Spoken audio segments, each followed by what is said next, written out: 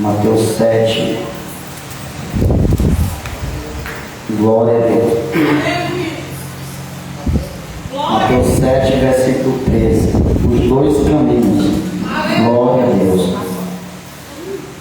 Diz assim: entrai pela porta estreita, porque larga é a porta, e espaçoso o caminho que conduz à perdição, e muitos são os que entram por ela. E porque estreita é a porta, e apertado o caminho que leva à vida, e poucos há que hão de encontrar. Amém, meus amados queridos irmãos? Podemos assentar, louvando e bendizendo o nome de Jesus Cristo, que é fiel, que é poderoso, que é santo e que há de vir. Aleluia, glória a Deus.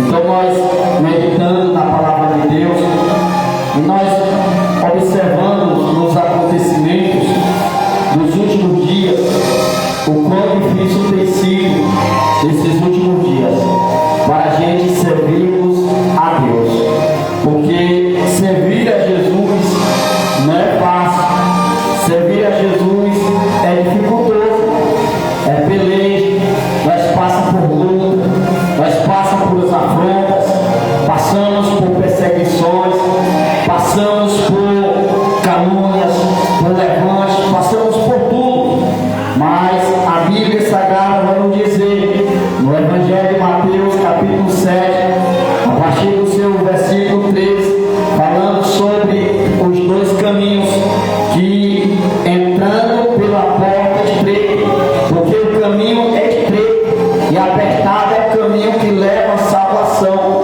porque largo e espaçoso é o caminho que conduz à perdição, e são muitos que vão entrar por esse caminho, ou seja, até muitos que já estão neste caminho. Que caminho largo é que a Bíblia fala? O caminho de tudo eu posso, de tudo eu posso fazer, está certo desta forma, está certo desta maneira, da minha maneira que eu vivo está bom demais. Então, do jeito de Deus é um jeito dificultoso para muitos que não querem servir a Deus, porque muitos nesses últimos dias não querem mais ouvir a palavra de Deus, não querem mais buscar o Senhor. Você vê que o livro do profeta messiânico Isaías, no seu capítulo 55, seu versículo 6, a Bíblia Sagrada vai nos dizer: buscai ao Senhor enquanto se pode achar, invocai-o enquanto está perto, que o homem maligno venha se converter dos seus maus caminhos, entregar a sua vida a Jesus Cristo, aquele que morreu na cruz do Calvário, no terceiro dia ressuscitou, por amor a mim, por amor a você, por amor à humanidade, por amor à nação da terra inteira. Então precisamos buscar a Deus todos os dias, todo segundo da nossa vida, e pregar o Evangelho a toda criatura, sem acepção de pessoas, porque nesses últimos dias estão fazendo acepção de pessoas, estão escolhendo pessoas para convidar para a igreja, estão escolhendo pessoas para estar convidando para as ocasiões dentro da casa de Deus. Por quê? A Bíblia diz que o Evangelho de Jesus é para todos. Você vê o Evangelho de Mateus capítulo 11, versículo 28, diz: vinde a mim todos. Olha só, o primeiro convite de Jesus é para todos. Ele diz: vinde a mim todos, que estáis cansados e oprimidos, e aprendei de mim, que sou manso e humilde de coração. Jesus é manso, humilde de coração. Jesus ele é manso, humilde, não era por causa das suas vestes, não era porque ele andava de sandália, não, era humildade de coração, porque a humildade não está no que você veste, a humildade não é por fora, a humildade vem de dentro para fora. Quando nós passamos a ver alguém, mesmo que esteja, você ser humilde e dizer: está errado, aceita Jesus como teu Salvador, Jesus te ama, Ele tem um propósito na tua vida, e não fazer acepção de pessoas para pregar o Evangelho de Jesus Cristo, porque Jesus ele ama todos, Jesus ele ama todos, do maior e do menor, do maior ao menor, do mais velho ao mais novo, do mais senhor ao mais moço. Jesus ama a todos.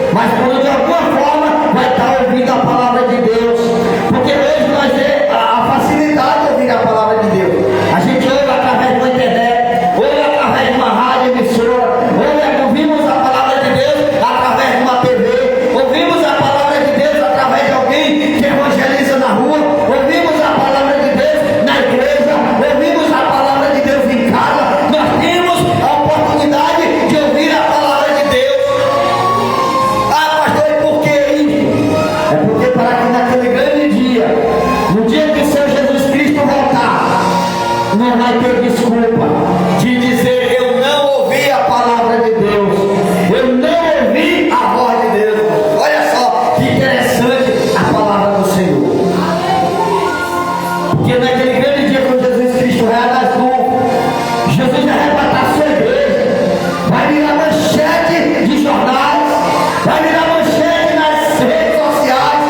Assumiu o povo de uma igreja, foi arrebatado. Para onde foram? Cadê aquele povo paralítico? Onde estão agora? Aí vai vir uma notícia do alto: estão lá na glória, ao lado do Pai, ao lado do seu Jesus Cristo. Porque servir a Deus é estreito. A Bíblia diz: olha só, entrai pela porta estreita, porque largo é a porta, e espaçoso é o caminho que produz a perdição, e são muitos que vão entrar por elas. Aí você vê que o versículo 14 diz assim: e porque estreita é a porta, e apertado é o caminho que leva à vida, e poucos que há de a encontrarmos. Porque não é fácil, não. É por meio da obediência à palavra de Deus, é por meio da obediência à voz de Deus. Quando você vê alguém dizer: eu não estou gostando daquela igreja, não estou gostando daquele pastor, primeiro, antes de você julgar, condenar, procurar um erro, veja o que está sendo pregado naquela igreja. Se realmente está sendo pregado a verdadeira palavra do Evangelho ou não. Por que que eu prego a palavra? Porque antes de alguém falar, vai olhar para a palavra, ouvir a palavra, e vai ver que está sendo pregado a Bíblia Sagrada, a palavra do Senhor e Salvador Jesus Cristo.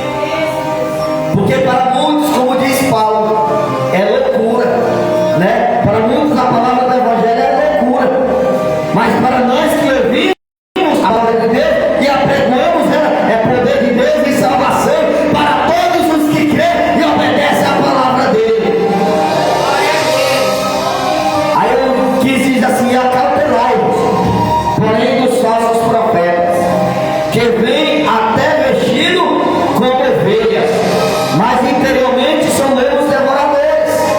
Isso aqui, irmãos, está nos falando que não é todos não.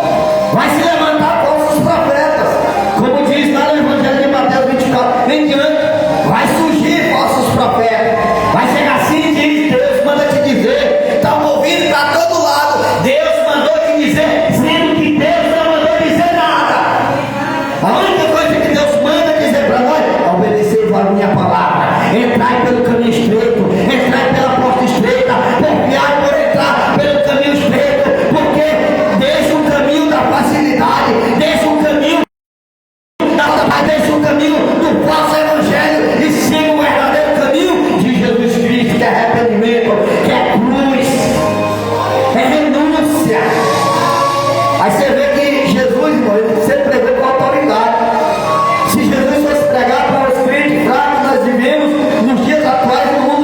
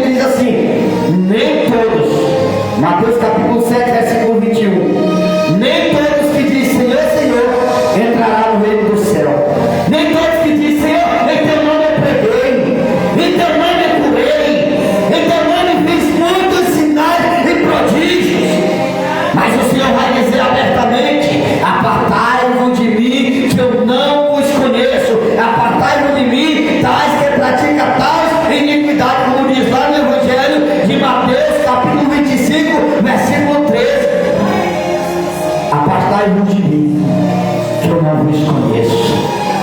As 5 prudentes estavam preparadas. As 5 loucas estavam despreparadíssimas.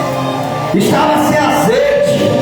Jesus, ele sempre usa de autoridade com aqueles que não querem ouvir a palavra. Jesus pregava com autoridade e Jesus usa os seus profetas com autoridade. Aí você vê que o versículo 28 diz assim: a autoridade de Jesus.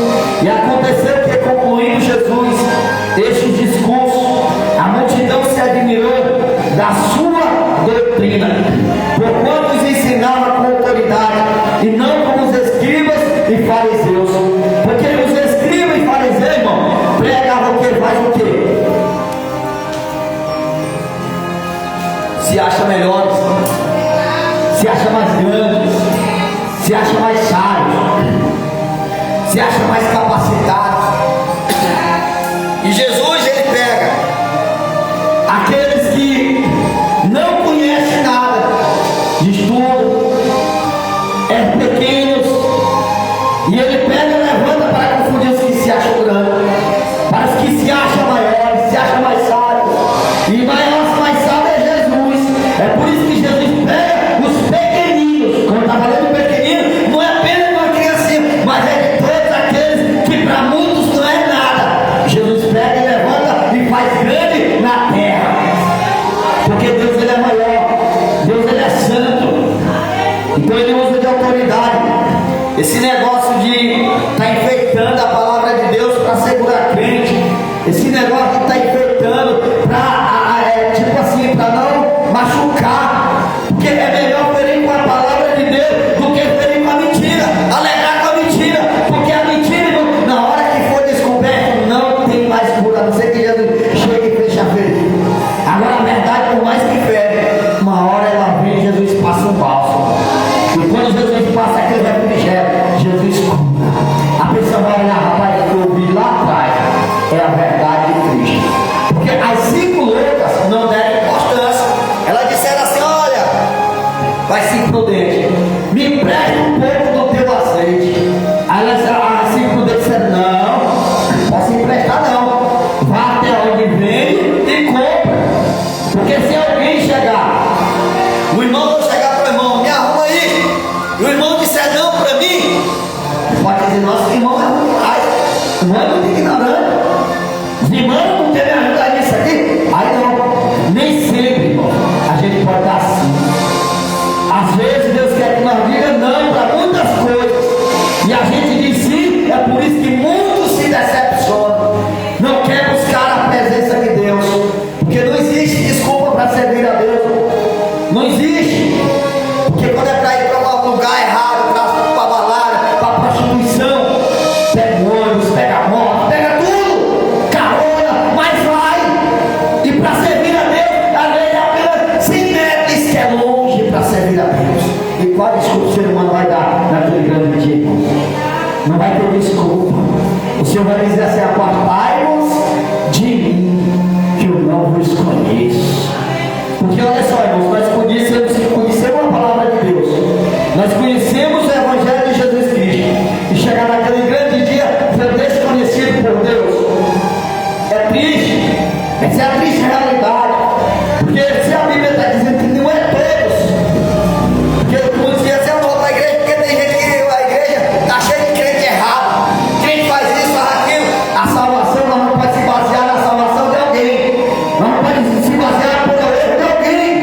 Nós temos que buscar a presença de Deus por nós e orar pelos outros, para que Deus salve a nossa vida e nosso Deus salve ao próximo.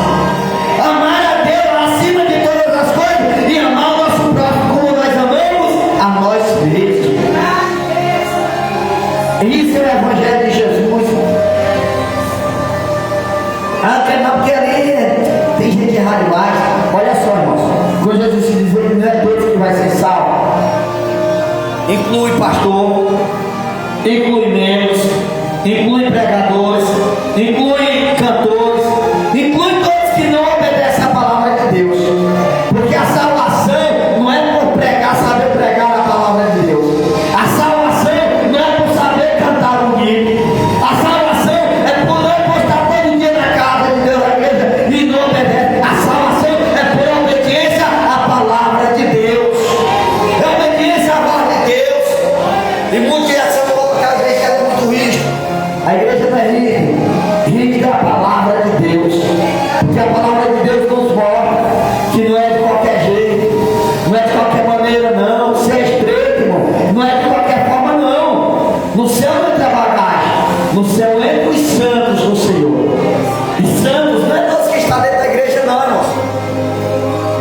O que você vai ver hoje é pessoas arrumando desculpa para não servir a Deus. Ah, não vou para a igreja porque eu fui ferido com isso. É uma bagunça, é isso e aquilo. E nenhum que sai da presença de Deus nunca vai preocupar em si mesmo. Porque a Bíblia manda buscar a nossa salvação, se entregar a Jesus Cristo. Porque a Bíblia vai nos dizer: crê no Senhor Jesus e será salvo tu e a tua casa. Nós temos que crer em Jesus, não é no homem, é crer em Jesus, não é no ser humano da terra, mas é em Jesus e está na casa de Deus. Ela não precisa estar na igreja para ser salvo. A Bíblia diz: congregai-vos todos os moradores da terra. Ou seja, nós congregamos onde? Na casa de Deus, na casa do Senhor. Então busca o Senhor todos os dias, enquanto nós temos oportunidade, enquanto nós devemos buscar a Ele. Entrar pela porta estreita é isto: servir a Deus. Às vezes você passa por luta, às vezes você passa por perseguição, às vezes você passa por fora afronta, às vezes você passa por calúnia, às vezes tem dia que você se levanta só pela misericórdia de Deus. Tem dia que você está assim, ó, você vê: hoje eu vou para a igreja, sei se eu vou, se eu não vou, eu estou me sentindo tão fraco para entrar na igreja hoje, estou com muita vontade não. Aí Deus, é o dia que Deus mais fala com nós, é aquele dia que nós estamos desanimados. Por que Deus fala? Porque Deus não quer ninguém desanimado. Porque Deus sabe que Deus não quer ninguém triste. Deus quer o seu povo alegre, o seu povo feliz. E nós estamos vivendo um povo mais triste do que alegre. A igreja, o crente é para andar alegre, feliz, aleluia. E quer ver o crente andar feliz, andar alegre? É quando ele começa a olhar para a palavra de Deus. Nós deixamos de olhar para o erro, deixamos de olhar para as falhas, deixamos de olhar para as crises, deixamos de olhar para as perseguições, deixamos de ouvir conversas e ouvimos a maior conversa de Deus com nós. Porque nós temos que conversar com Deus todos os dias da nossa vida. Porque o crente lavado e remido no sangue de Jesus, que tem a sabedoria em Cristo Jesus, ele anda pela palavra, ele obedece a palavra, ele examina a palavra de Deus, como diz o Evangelho de João 5:39. Examinai-vos as Escrituras, porque vais cuidar primeiro que a vida eterna. Evangelho de João 5:39. É cuidar e ter nela a vida eterna. Porque hoje é uma alegria, é um privilégio nós temos uma igreja que o pastor ainda prega a palavra de Deus. É um presente de Deus, pô. Tem um pastor que ainda prega a palavra de Deus. E muitos rejeitam a palavra de Deus. Sai, não é porque não é por causa disso aqui não, é porque não querem ouvir a palavra de Deus. Nós aqui todos estamos ouvindo, que vem aqui na igreja, sabe que nós estamos pregando a palavra de Deus. E que nos assiste através das redes sociais. Muitas pessoas dizem: pastor, eu queria estar congregando uma igreja como essa aí, porque está pregando a palavra de Deus. E é isso que nós temos que fazer com homens e mulheres de Deus. Todos nós, inclui a mim, inclui a irmã, inclui os irmãos, inclui a todos nós. Pregar a palavra de Deus. E pregar a palavra de Deus não é só vir aqui pregar a Bíblia, ler e pregar 30, 40, 50 minutos, não. Às vezes 1 minuto que você para falar com alguém, dizer Jesus te ama, você já pregou a palavra de Deus.